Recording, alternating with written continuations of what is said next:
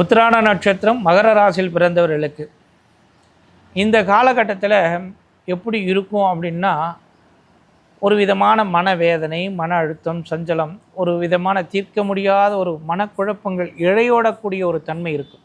ஏதாவது விரக்தியோட இழை ஓடிக்கொண்டே இருக்கும்.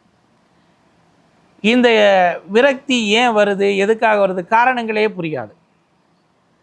மகர ராசி உத்திராட நட்சத்திரம் பிறந்தவர்களுக்கு ஒரு விதமான மன அழுத்தம், சஞ்சலம். திருமணம் ஆகாதவர்களுக்கு திருமணம் ஆகக்கூடிய ஒரு காலகட்டம் இந்த காலகட்டம். அதனால் தை மாதத்தை நீங்கள் மிக மிக மிக மிகவும் பயன்படுத்த வேண்டும். அப்போ இந்த மாதத்தில் இந்த திருமண பாக்கியம், தொழில் கிடைக்காத தொழில் பாக்கியம், திடீர் அதிர்ஷ்டங்களை அள்ளி கொடுக்கக்கூடிய ஒரு மாதமாகவும் இந்த மாதம் இருக்கிறது.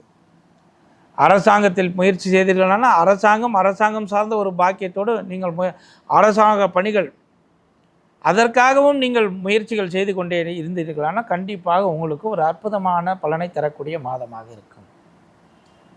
படிப்புக்காக செயல்படுத்தக்கூடிய மாதமாக இருக்கும். வருமானத்திற்காக செயல்படுத்தக்கூடிய மாதமாக இருக்கும். சுகத்திற்காக, சொத்து பத்திற்காக செயல்படுத்தக்கூடிய மாதமாக இருக்கும்.